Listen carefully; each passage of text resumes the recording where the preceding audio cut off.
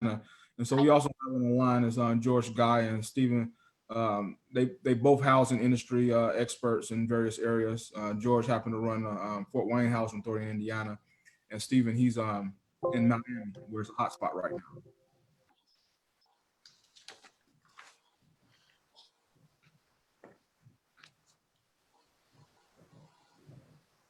And good morning, Julie and Guy. Good morning.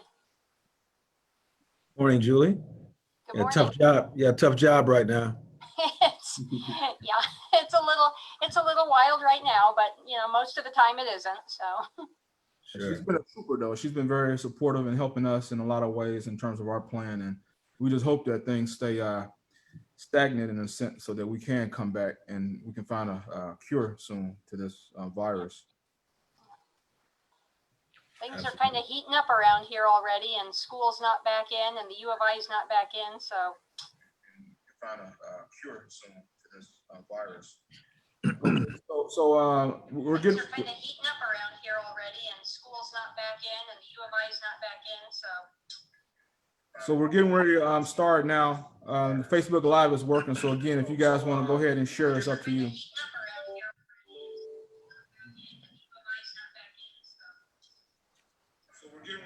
Start now. Facebook Live is working, so again, if you guys want to go ahead and share. I think there's a delay, David. Yeah, it will be. It's fine. I'm gonna cut my phone off, and that's the problem because you're hearing my phone and computer also. So Okay. a delay from the live to now. So we'll be starting in 1 minute. Okay. You know, Miami is my favorite spot. So Yeah, it's well, I don't know if right now because everything's closed, man. It's a different city right now. Yeah.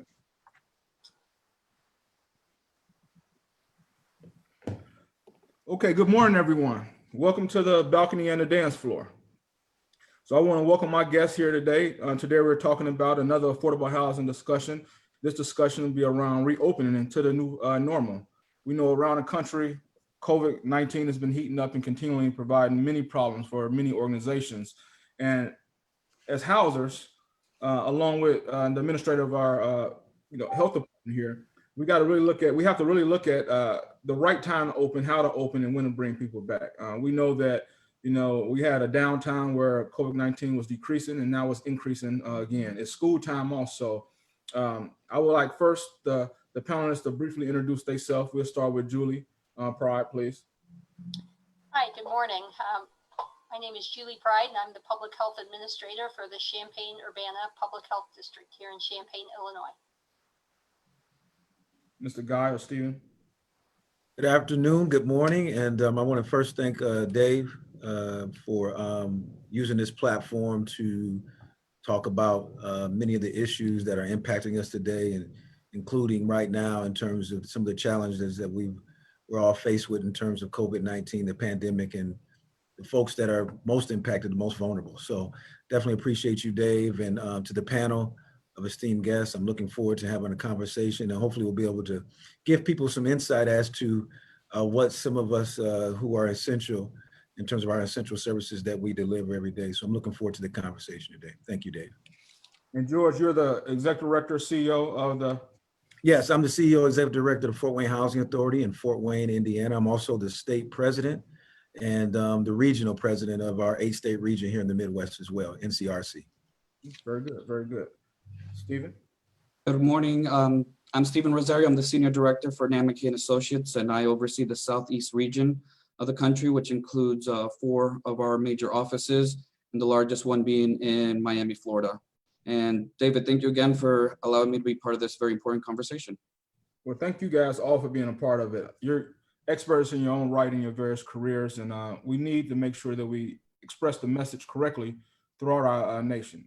Also some individuals may not have the opportunity to be educated or learn from individuals like yourself in most cases. So this is that chance where they have that chance to do so. So again, this is the balcony and the dance floor. And the whole concept around this is allowing individuals as leaders like yourself to understand that it's 2 areas of leadership. You have the balcony, you have the dance floor. On the balcony, you look over the top. It's a big picture. You don't really get down and touch the people. But then you can come down to the dance floor where you really get out and touch the people where the rubber meets the road, where you really see the decisions and the effects of some of the decisions that you guys may make while looking over the balcony. And it's important that leaders do both. And so as we get ready to start this meeting, I want to first, and I talked to Julie Pratt about this earlier, school is coming back. And, you know, in most cases, a lot of people that we serve in housing have kids in school. It's been a trying time. And just yesterday in our local News Gazette, a letter to the editor by Miss Henry was published. So I want the viewers and everyone here to listen to this. It mentions Miss Pratt's comments related to some of the school kids. So I did have a discussion with her a little earlier to ensure that we could, you know, listen to this. So just give me, it's about a minute long. 1 second. Letter to the editor. School plan is irresponsible. School plan is irresponsible. I read about the Champaign School District's plan to reopen schools in the fall. According to News Gazette writer Anthony Zillies, they settled on a plan that would only allow students most in need to attend in person, those with individualized education plans and 504 plans for disabilities, English language learners, and those who receive free and reduced price lunches. I'm not surprised the board would force their neediest students, mostly Black and brown students, to become the canaries in the coal mine for them. History tells us that the metaphor originated from times as early as 1913, when coal miners brought canaries into coal mines as an early warning signal for toxic gases. If there was any methane or carbon monoxide in the mine, the canary would die before the levels of the gas reached those hazardous to humans. According to Champaign-Urbana Public Health District Administrator Julie Pride, there are kids that have gotten the coronavirus. To send kids back into school like normal would be absolutely dangerous for the teachers, staff, kids, and for the families of all of those involved. We know that when there is a case, very often, the entire household becomes infected. This reopening plan demonstrates that Black and brown lives still don't matter in Unit 4. I wonder how many students have to get sick before the board comes to its senses? This community and parents of these vulnerable students should be outraged about the board's reckless behavior. Dolores Henry. Champaign. Letter. Okay, so I played that as being a parent for the school district and being an administrator where I have to make a decision to bring people back into the fold in terms of everyday life. And so to set the record straight, both my kids had tested positive earlier this year for COVID-19, and my daughter was hospitalized for a number of days. I've been tested like 5 times. So it's a serious matter, and we know it's serious about what's going on. And so I would like to start with Julie Pride and you know, any comments.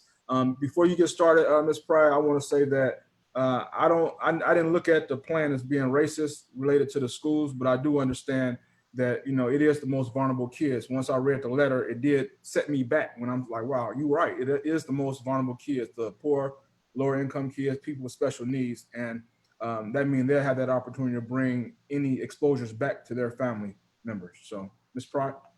Sure. So in Champaign County, each school district is making their own plans, and they are all over the place. I can tell you that we have everything from, you know, schools wanting to go back, send everybody back, to the hybrid plans, which I definitely prefer, which has options for kids. So the Unit 4 plan does have a lot of options. So what we tried to do at Champaign-Urbana Public Health District was put together a guidance that's very easy to understand for families, for kids, you know, for parents, for teachers, for school administrators, for school board, for everyone to be able to look at this and say, these are the riskiest situations, and have those, you know, options be available, with the exception of the least, you know, we do not want anyone going back to school as normal, which is what I was talking about there when I said that's absolutely unacceptable and insane to send everybody back to school as normal. That's not acceptable anywhere. And I hope no place is doing that. So we have everything from the riskiest down to the least risky. And then we also show a lot of what the medical health conditions are that can cause really serious and complications and death in people. There is a myth out there that kids do not get this virus, and if they do, that they don't have complications. That is absolutely not true. It continues to, you know, I just answered a letter from a concerned parent today saying, we need all the kids back into school like normal. No, we don't. That's not acceptable. So what I like about the plans that offer the hybrid choice is that families who can and who can keep their kids at home to learn at home can do that. And then those who cannot, for a variety of reasons, will go back into a less crowded school, hopefully, where the kids are really spaced out. And I don't care what plan you have. If your plan does not involve keeping kids at least 6 feet apart while they're in their classrooms and wearing masks the whole time, then it's not an acceptable plan.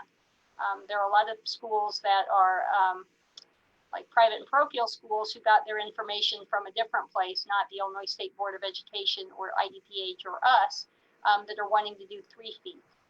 And I need to be clear about that. If someone goes back to school and they start out their day sitting 3 feet around each other, if there's a positive child in that classroom, everyone around them is going to need to be quarantined for a minimum of 14 days. They will have been exposed, mask or no mask. So what we have to see is people at least 6 feet, anybody that's inside, and this is not just kids, this is everyone. So when anyone is inside of a building, they need to be at least 6 feet apart, and they need to wear masks the whole time. And that's not going to change throughout this pandemic. It's a difficult concept to get across from people. So we always deal with time and distance. So if you are all sitting there with somebody the whole time and you're that close, it's going to be an exposure.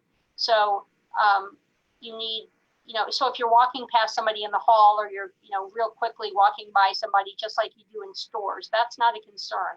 The concern is when you're around somebody within 6 feet for at least 15 minutes, that will be an exposure. And if the other person has it, they're likely to infect someone else. Well, thank you for that. And I do want to, like you said, credit Unit 4 for having options. They do have an option where kids can stay home if they have that ability. They're looking for some of the kids that can't stay home to come to school, which in some cases may be most vulnerable also. So I really appreciate that. And I want to thank you also and your team for helping us through our reopening plan. Next, we'll go to Mr. Guy.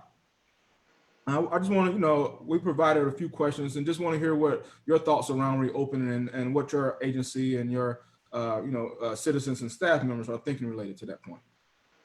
Well, appreciate the question. And Julie, it's health officials like yourself, leaders in our communities and across the country that we lean on for guidance. And your leadership right now is so important. And it was important too in our county as well. We leaned on the CDC, in addition to our local health county officials, to direct us on. They were way ahead of this. I mean, before March, folks like Julie were really honing in on what was going on across the world and providing the right kind of insight necessary. So in March, we simply said, look, because in housing, especially in public housing, we do mass gatherings to issue vouchers, to get folks housed, because we're trying to do it in what we thought at that time was in an efficient manner. So we can get that information out to everyone so they can hurry up and get housed.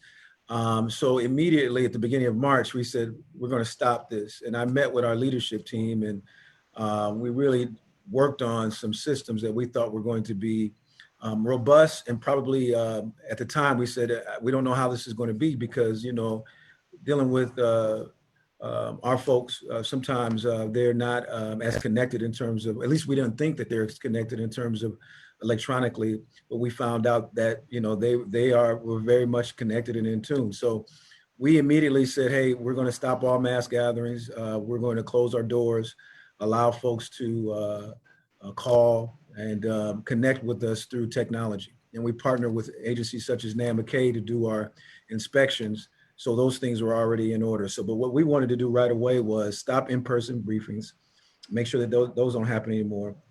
And the reason for this is if we're getting 50 or more folks together in one room, we were concerned about the community spread right away. And we did not want to see that take place from the housing authority. Now we understand housing is critical and essential, not to overuse this word, but it's essential when you're talking about something like this happening. Because if folks don't have a house or someplace to stay, they leave more risk for them to spread the disease if they're going place to place just to survive. So we said, we got to continue our business. We're going to continue our operation, but how do we still do it? We're still efficient and we're keeping people safe. So we began to integrate some of the things that we had already in place. We were using the Zoom platform before. We had been using GoToMeeting and things of that nature. So we said, hey, can we do landlord meetings and briefings through that platform? Folks were scratching their head around the table. It's like, yeah, I think we can. And so we began immediately to do that, understanding there was going to be probably a challenge with folks connecting. We were able to do that. We got that out because we had a landlord briefing. In fact, we were opening up our housing choice voucher waiting list a week after this. So, and when that happens, that's one of the biggest things in the communities when that happens. So we said, look, we had already done it online before. So we said, we're going to completely online. We're going to try it. It worked. We were able to, so we had those type of tests right away to see how efficient this was going to be.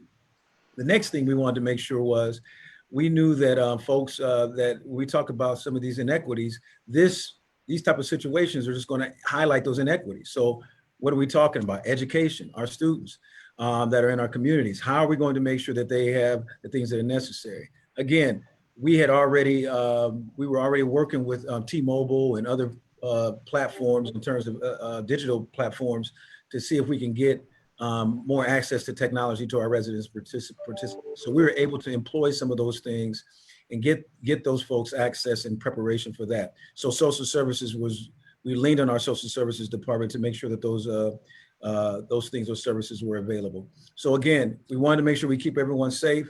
We wanted to make sure that it is essential that housing is still important. Folks need to be stable. So we were able to do and deploy all those different things. And then the next thing, we wanted to make sure that people had access to testing and the information regarding this terrible disease. So we made sure that we did all those things. We still had virtual meetings with our residents and participants. We had landlord briefings. We wanted, because we have a partnership with our landlords, we like to say. So we still made sure we had the briefings that were necessary and we're updating them on things that were going on. So there was an assortment of different things. We had to respond immediately.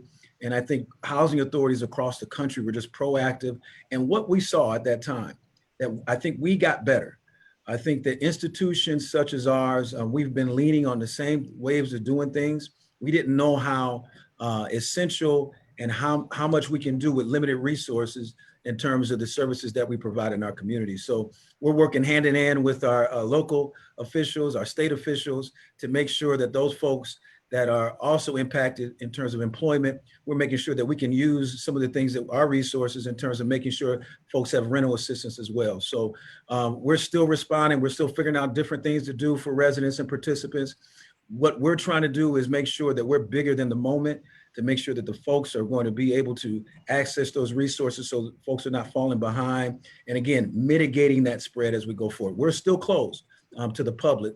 And we're still able to administer the services. We're still able to do that here in the city of Fort Wayne. We do have our folks back here at work on a part-time basis. Again, here's the other part about this that's important. We have essential workers. These folks are on the front line. We got maintenance people here. We have case managers that have to administer these programs. So we have to make sure they're safe as well. So we wanted to make sure our employees were safe. So a week after we employed this, things started to change dramatically. We just said, we're going to employ some teleworking. So we had resources to be able to do that, laptops and things of that nature. It got better as we went along, but those folks are safe. So we wanted to make sure they weren't spreading it, and we want to make sure they were healthy as well. They're out here in the community. So we had to make sure we take care of all of our people. And I'm going to say this, I know that this is an overused term, but they are the heroes. I mean, they're working on the front lines, working with folks to make sure they do that. So they're at home working, trying to take care of their families, making sure that they're doing the homeschool stuff and all the stuff that came about as well. So folks are courageous right now. I'm proud of our colleagues across the country. They've been able to respond in a great way to this. Thanks a lot for that. Thanks a lot for that, George. We have so much learning that we had to do as housing authorities in terms of this new way of doing things and new way of thinking. You know, CARES Act funding came, and we had to deploy that funding in the right way to ensure that we can satisfy the needs of our community, keep up our lease rates in terms of our housing. That's something that's important. I know one of the things that we did here in Champaign, we provided a special voucher to help people coming out in the shelter so they can stay in housing. and be safe versus being cramped in shelters when people slowly was getting put out for various reasons and needing stable housing. So, Stephen, a couple of things I want to ask you. What are you guys considering in terms of your safety measures and reopening? I know you're dealing with an area, especially in the South, where Miami is a hot spot, and Florida in the whole case is a hot spot, but Miami in particular. What are you doing related to that? What are you guys thinking? Sure. So David, it's interesting that actually we never closed here in Miami. We are a department of the county, and local leadership did task us with making sure that we can continue to provide services in a safe fashion. Now, what also is interesting is that we were already in a very unique situation where our location, we were already in Hurricane Valley. So we have been working through for several years, working on our infrastructure and the technological infrastructure of the program, so that in the event of any disaster, that the program could continue operating and providing the essential services. So when the pandemic hit us, we went, for example, an average of 4,000 visitors per month. We went down to less than 100, and we were able to continue providing services using a variety of technology platforms from Zoom to be able to do our hearings, from online briefings, online reexaminations, online interims. And in the month of April, as an example, we received well over 1,000 interims, and our staff was able to receive those and get those processed quickly by the May 1 check run, so that the families could afford their rents. So with the office open, our goal, we have strict measures in place where everybody requires an appointment in order to come in, but we also do leverage appointment technology that ensures that we have sufficient space in our building and we have sufficient resources to ensure that anyone that's in our building can meet the social distancing requirements. And whenever the demand is greater than the staff that we have, then we flex our staff. Now we have approximately 140 staff, and well over about 100 to 110 of them are currently working from home, and we're able to service our families through telephone, and we have sophisticated mailing technology so that staff can perform their transactions working from home. So our conversations right now in Miami related to the reopening, right now we're not anticipating any increase in foot traffic because we've been extremely successful at being able to service our families remotely. And we're down, like I said, less than 100 visitors a month from when we had an average of 4,000 visitors, and we're able to continue servicing the families and meeting their needs. Very, very good, very good. And being in that hurricane, there's a number of hurricanes coming through now, and I'm praying for our housing authorities in those various areas in that line of fire, dealing with COVID, dealing with the civil unrest, and dealing with it at the same time. So I know that's quite challenging. Julie, I want to ask something from you. We see that in Champaign, particularly, but in most cases across the nation, we have a number of increased cases. And as we discussed with our staff, and we reached out to you and your department, your team members, to talk about our preparation to reopen. Now, we plan on bringing all our staff back in August. We're purchasing a new building so we can totally, disperse people even more, but not seeing clients. It's been kind of challenging. And so we're trying to weigh that out. So with the increased cases, how do you feel about, maybe us even bringing all the staff back inside? Because over half our staff been working already. I would say 25%, at least 40 to 50% of our staff has been working full time while we been on, lockdown in a sense. Yeah. It all has to do with, time and distance. So at Champaign-Urbana Public Health District, for example, we have been working every day since the beginning of this. We have all staff here. We have very few clients coming in just for, obviously, we have some services that require people to be in for, you can't do it over the phone, medical type services. But we have had our infection control practices in place, and they have worked. So you're never going to prevent someone from coming into your workspace that is infected. You can't prevent that. But if you have the correct procedures in place, meaning everyone masked and at least 6 feet away from each other at all times, then you're not going to see an outbreak. So then if somebody does test positive, there won't be a bunch of staff that need to be quarantined because they will have already been away from them and hopefully no spread. We have had 2 or 3 staff here who have come in infected because you have to remember this virus can transmit 48 hours before you show any symptoms at all. So that's why it's so insidious, and that's why it's spreading so rapidly like it is, because it's not like, flu where you get it the minute you get flu, you're knocked down and you are very sick and you don't get up and go running around because you don't feel like it. You can't. With this, it's spreading before you have any idea you have it. And then there's a great many people who have it with such mild symptoms that they don't even know have it.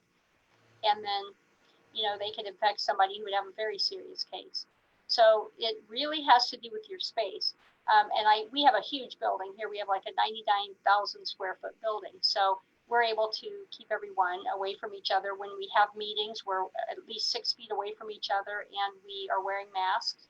I will probably never get used to going back to wearing dress clothes again because I've been coming in all variety of cozy clothes this whole entire time. And we do everything through Zoom that we can. We do a lot through email and stuff so that we're not having to meet person to person.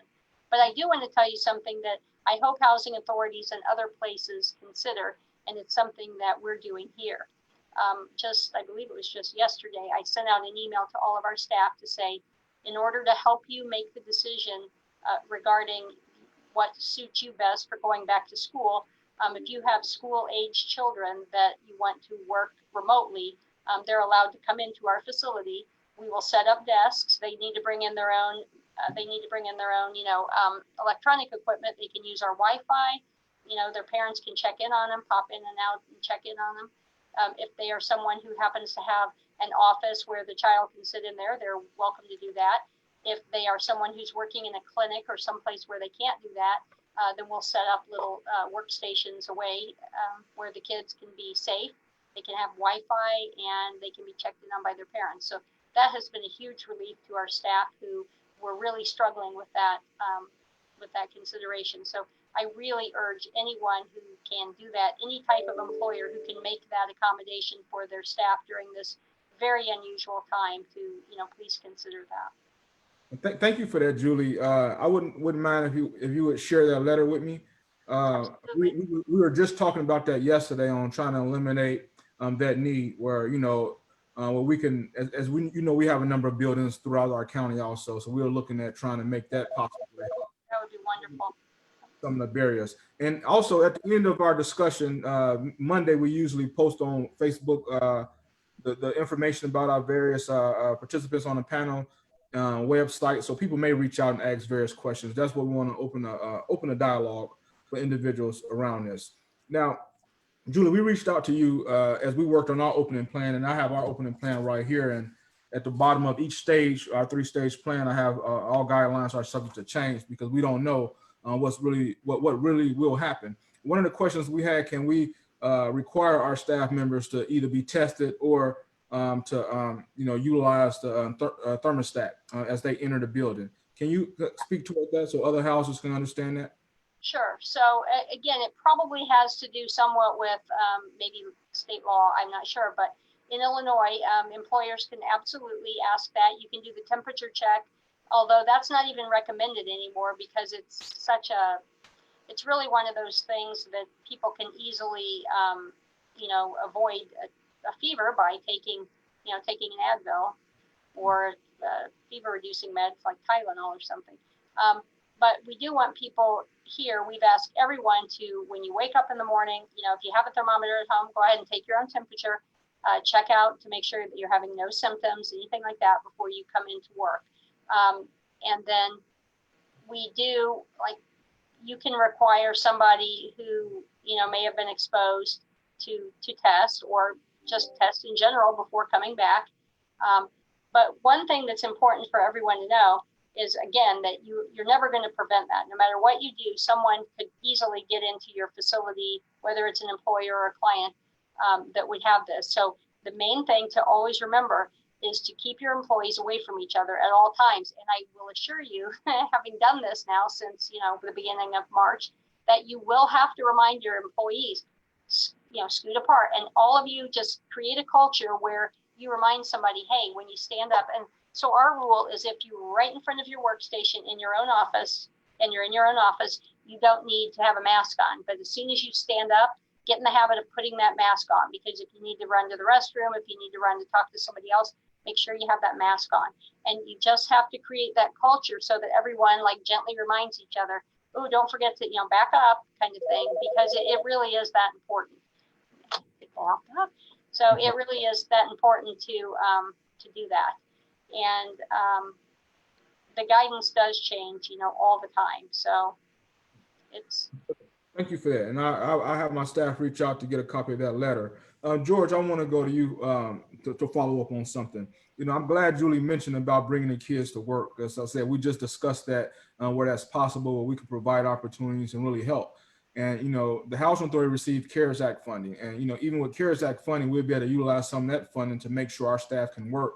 And making sure our staff can work, maybe increasing our Wi-Fi levels. So when the kids come to work with our staff members, they'll be able to have a different Wi-Fi than ours, or other preparations. I know our housing authority is purchasing a lot of barriers and different things in order, automatic soap dispensers and hand washers and stuff like that, in order to protect our staff members first, because we know our staff members are our biggest assets in terms of what we do. So George, how did Fort Wayne decide to do any preparation in terms of spending, CARES Act funding related to bringing staff members back?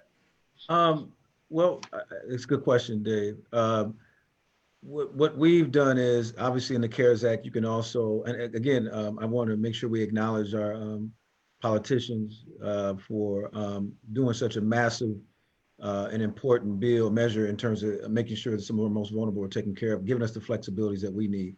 And some of the things that were included in that were, we can pay for, we have the resources now to take care of someone's daycare. If they have to have daycare in terms of coming to work. So really trying to make sure that we address the challenges for our essential workers during this time. So we're trying to do that. We're actually still in the process of doing that.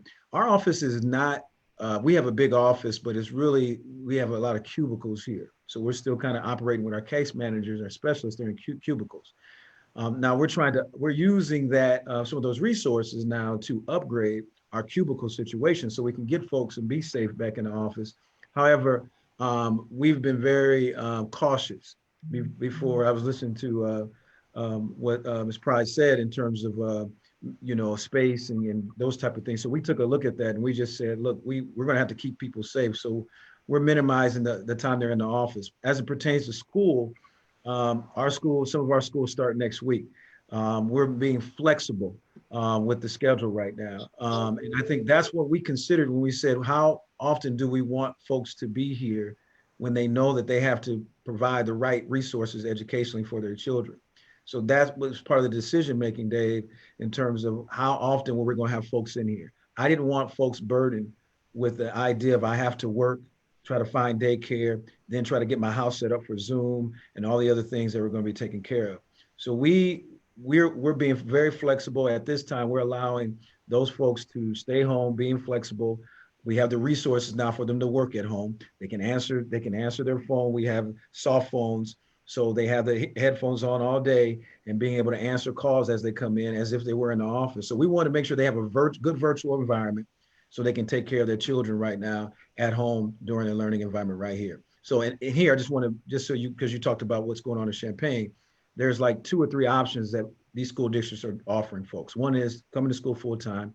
The other is a virtual environment, e-learning, if you will. The third is actual virtual environment where you're actually at home and you're able to participate in class virtually.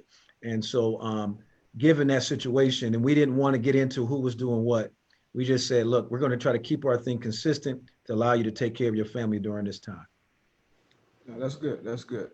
And I think a lot of housing authorities are flexible, and that's why I want to get different opinions. We have housing authorities from different districts, along with our health professional here. Stephen, what about you guys? What are you looking at in terms of? I know you said you really didn't shut down. You guys deal with national crises and emergencies constantly, being in that area.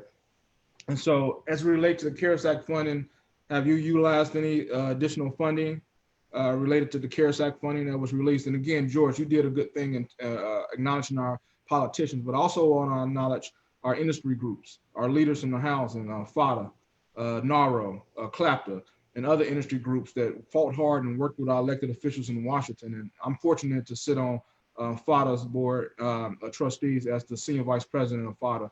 And I worked with NARO for some years, and I was the board of governors. And George, the same thing in higher leadership levels. George is on the board, on the trustee board for FATA, and he's in the higher leadership level. And right now, I believe on the board of governors for NARO also. So we worked hard with our staff members in Washington, our policy analysis, and our CEOs of our various industry groups to ensure that our needs are being met, and our needs need to be met so that we can meet the needs of the most vulnerable clients in our community. So that work doesn't go unnoted. I want to just continually acknowledge our politicians along with our industry groups. So Stephen, back to you in terms of how you maybe have used some of your CARES Act funding.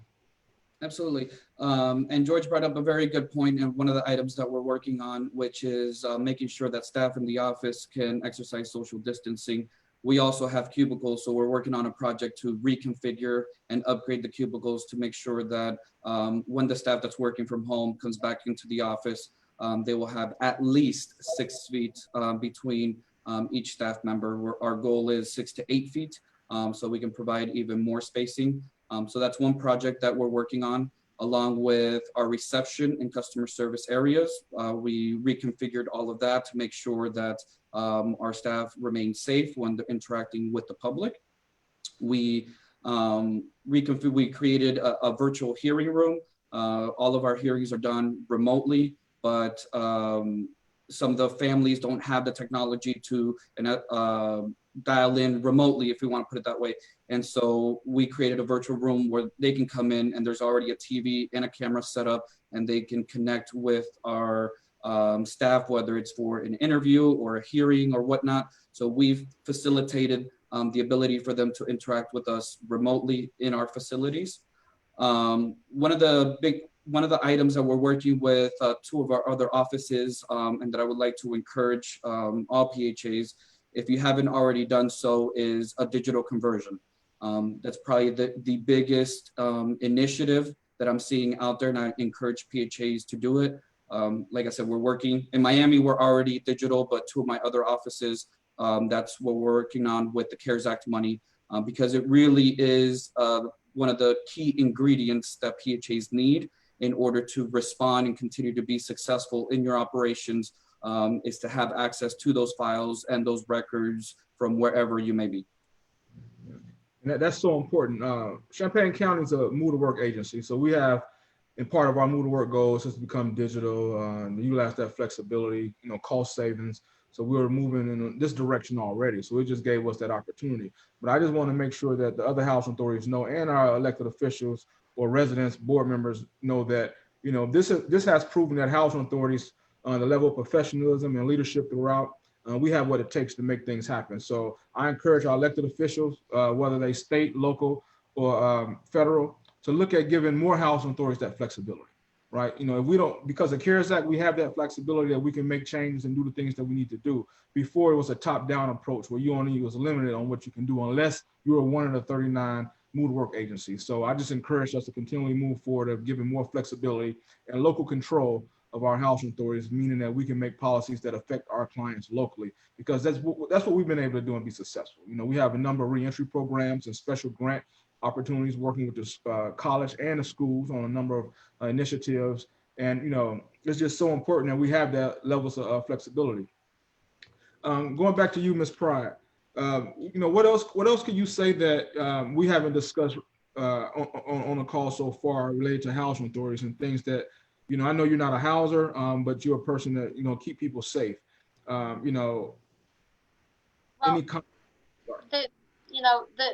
one of the good things and I talked to you early on about this, is when you have anyone there that in housing that's vulnerable, just to make sure that you have staff reaching out and checking on them, that staff or that residents have a way to reach out, through phone or email or text or some way to get a hold of somebody, if they are having concerns or they need information. And then of course, being able to link them up with us or with other resources. And, one of the things that we're lucky to have is if, you were to get someone in one of your units that happens to, test positive and they have someone living with them that's vulnerable, we're able to either get that individual out for isolation or the person for quarantine and get them into a hotel if needed for the duration of their stay. So, as long as you're hooking them up kind of with us, which they will be if they get a test, that's automatically done, but they will be able to then take advantage of some of the resources that we have. But this is a virus that's really scary for, it is definitely impacting people of color more. Absolutely it is. Like most, infectious diseases unfortunately do. The old adage, that they say if white people get the cold, black people get the flu, it's that kind of thing, because it's more, everything ends up being more serious because of, complicated generations long structural racism, basically. So it's important to make sure that everyone there understands that they have access to all of these resources, and that they need to know that they, either due to age, to weight, because obesity is a big one, smoking, there's a lot of things that make them more at risk for having a negative outcome. And, we can hook people up with everything from smoking cessation programs to ways to get healthier food, all that type of stuff, because it's very important during, especially this time where you've got this other virus going around. The other thing is make flu shots readily available to everyone. That's the quickest way to overwhelm our healthcare system, is to have a pandemic flu strain or a pandemic strain or a virus going around at the same time we have influenza season, which is coming up. So, in August, we're supposedly going to get the vaccine for flu available. So, encourage people to take that. It'll make their whole household safer. And you do not want to get COVID on top of also having flu. That would be very serious. So that's the kind of thing. I mean, making sure resources are available, making sure there's the availability to get conversation going, and just trying to, like you said, trying to be very flexible with everything, because that's what's needed. What's needed right now is a lot of understanding, a lot of patience, and a lot of flexibility. One thing that's coming is big for all our organizations, and it really impact the health department also, because again, we deal with some of the most challenging clients throughout any community, and a lot of those are served at the health departments, and so evictions are coming up, right? The moratorium on evictions was uplifted, and now landlords want their money. We're landlords also, so I'm going to start with Stephen on this one. What are you doing to help your clients, or have you started working on a plan to deal with the eviction crisis that's coming about, that's going to also affect the most vulnerable? Yes. So in Miami, we're working very closely with the county and the PHA, and they've established an emergency rental assistance program that is specifically targeted to unsubsidized families who have been affected by the pandemic. And we're also assisting various other PHAs across the country with very similar initiatives, where the county and local entities have received the CARES Act funding and are in need to assist families who don't have Section 8 or public housing, or frankly, any other type of subsidized housing, and they do need to pay their rent.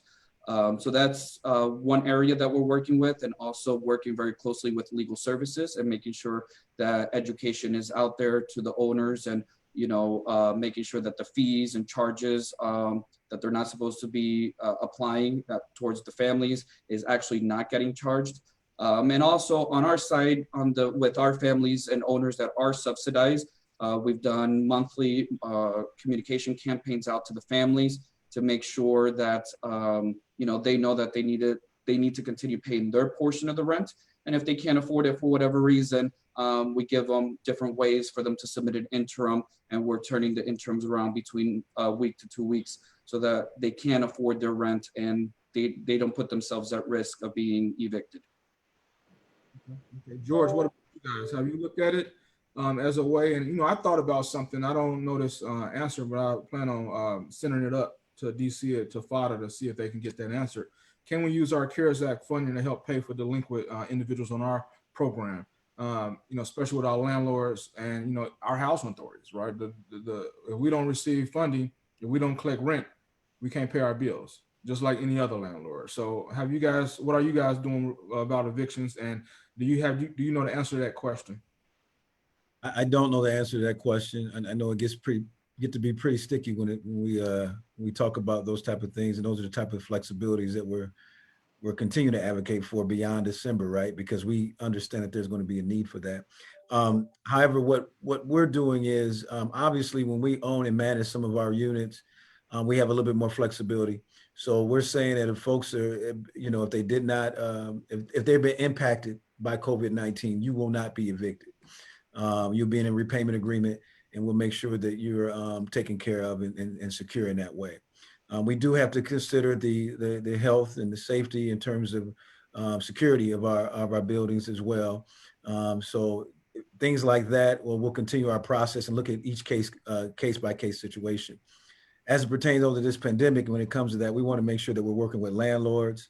We don't want to see anybody lose housing right now. So what we're doing is, and again, this is why partnerships are important at the local level, and this is why folks like Administrator Pride and what they're doing and leaders is that we want to make sure we have those right partnerships in place, because at the local level is really where things start to happen. So we are partnering with the city, with the CARES Act that they received, and making sure that that's administered throughout the community. Our residents and participants can't receive that, but we have those partnerships in place. So we're an administrator of that locally. Also from the state level, the state of Indiana, we received over $20 million in CARES Act money to be able to take care of folks from tenant-based rental assistance. So we're also doing that. So we're doing everything that we can to partner to address what we feel like is going to be a problem. Now, our governor did extend the moratorium here in the state, and I think some states are doing that. However, we do know that this is going to happen. I think everyone's waiting to see what Congress does in terms of the passing of the bill to see what they're going to do at that level. But local folks are making those decisions, and hopefully they're making the right decisions, because we know, as Minister Pride said, that the most vulnerable are impacted more in these type of situations, and those inequities start to happen. So we're just partnering, Dave, and making sure that we can allow flexibilities necessary that we can do as well. Very good, very good. It's some trying times, and it takes leaders like you guys to be willing to share your information, to be willing to talk through those ideas. I've learned a lot on this call, and I'm pretty sure you guys may have gotten some information also. As we continually move forward and finalize our panel discussion, it's a few things that this has bothered me. Right, I found that in some of our sites at night, people are gathering and having social events and things like that, which is counterproductive what we're trying to do. And so I know, Ms. Pride, I know you're really against that. I know you preached that and you talked about that. But when we talk about the whole mix, just what have you guys seen? Anybody can answer this one. What have you seen with the partnerships? Like, you have the local police department. I can't go out to my development at 1 o'clock at night and make people get out the parking lot. They'd be like, who are you, for one? Because most of those people aren't the ones living in my building. And I don't want to put myself in harm's way, but also other people that may be out there. There's been an uptake of violence in our community, and I'm pretty sure in a lot of communities have been, because mental health is a serious issue. And you have a lot of kids with nothing to do right now, and a lot of families hurting.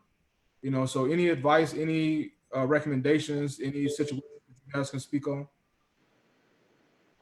Well, I mean, locally, yeah, we have a lot of partnerships out there, but as far as enforcement, what we're lacking right now are specific ordinances to say, if you're going to have a house party, you're going to get fined for that. That's the kind of thing we need to prevent some of this with especially with, college age students. Yeah.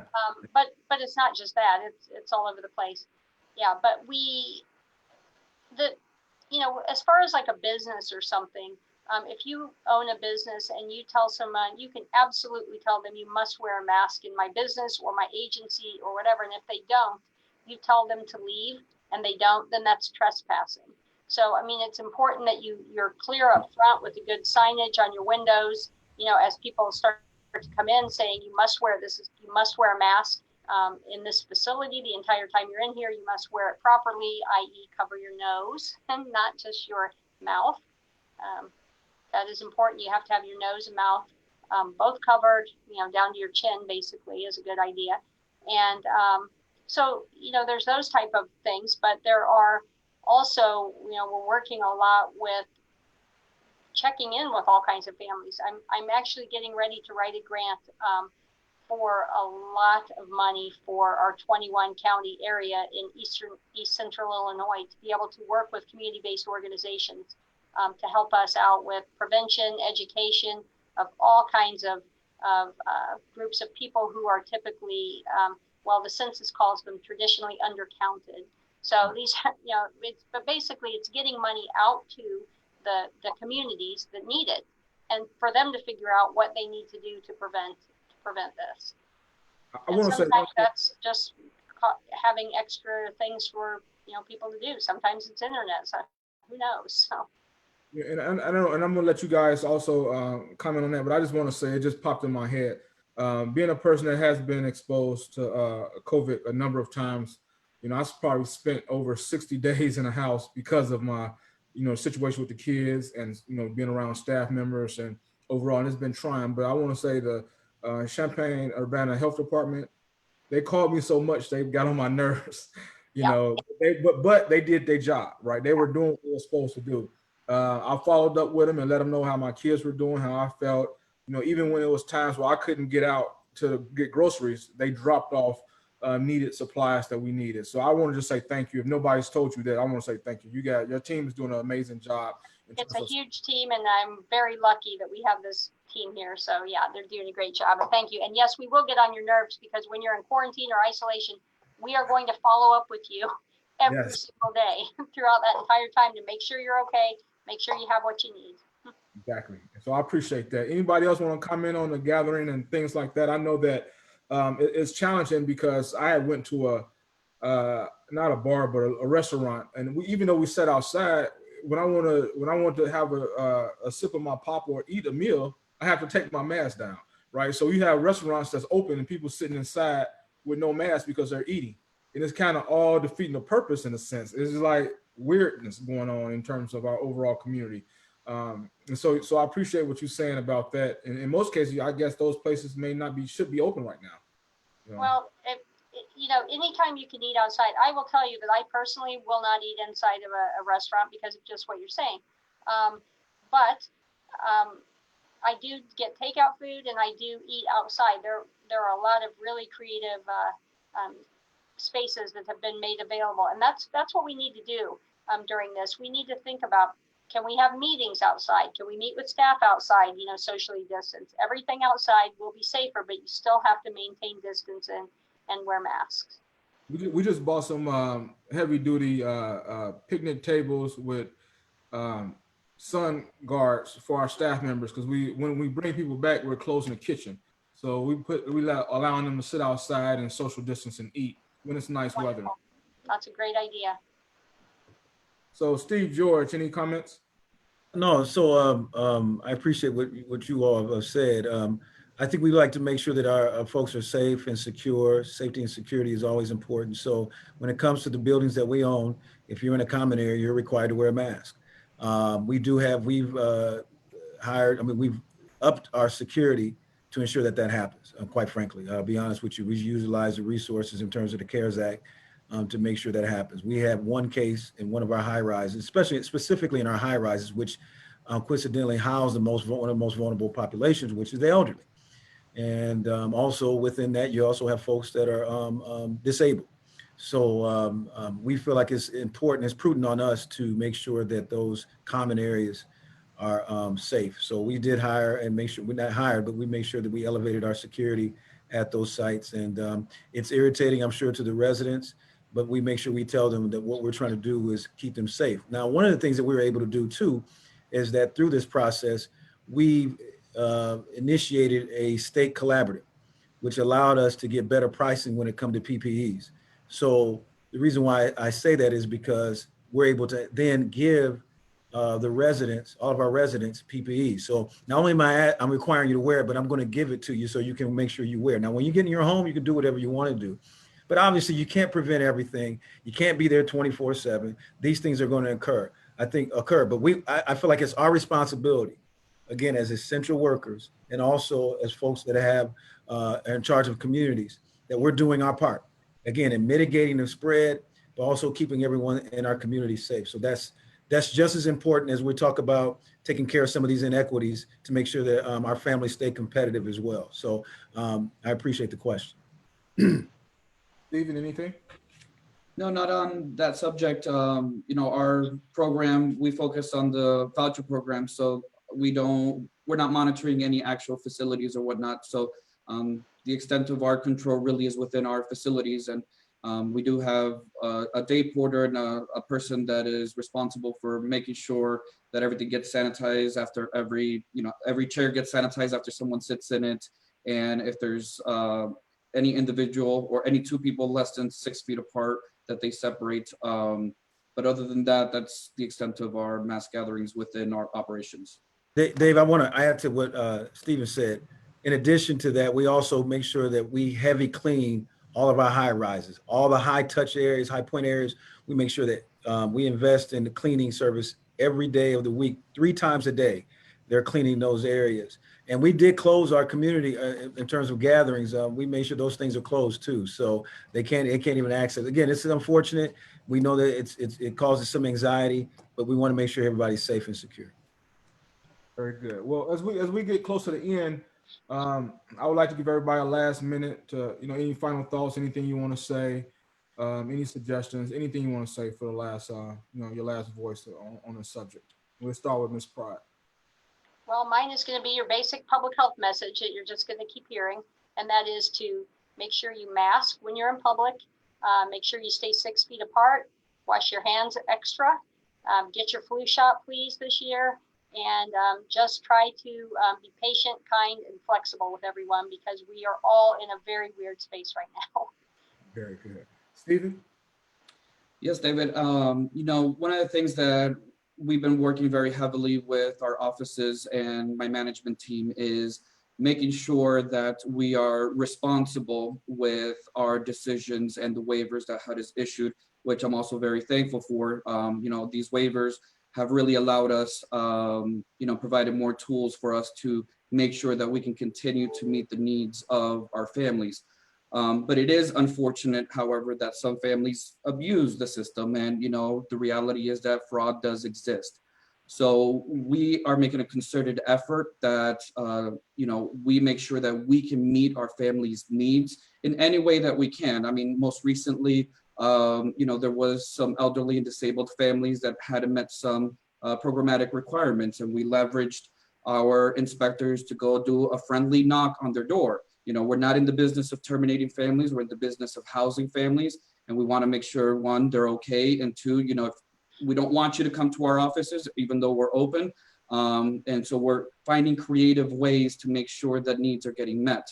But on the other side, for every interim, every decrease that's reported, by default, our systems automatically issue a third-party verification to that employer.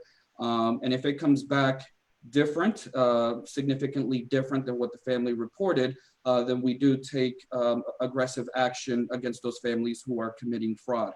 So I want to highlight that, yes, there's a lot of waivers out there. There's a lot of flexibility, and we want to continue focusing on helping our families.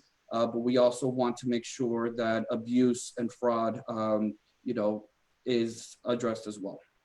Before George say his, I just want to follow up and just say that Stephen works for McKay Associates, which is one of the leading housing consultants in many areas throughout our nation. And again, we'll be sure to share the information on McKay when we do our posts, so that any other housing authorities that may be interested in, reaching out to McKay, utilizing their services, some of the plans that you discussed, we'll have that information. So I want to thank you and McKay for allowing you to be a part of this discussion, knowing that, that is a company that's managing the voucher program for a number of housing authorities in the South. So thank you, David.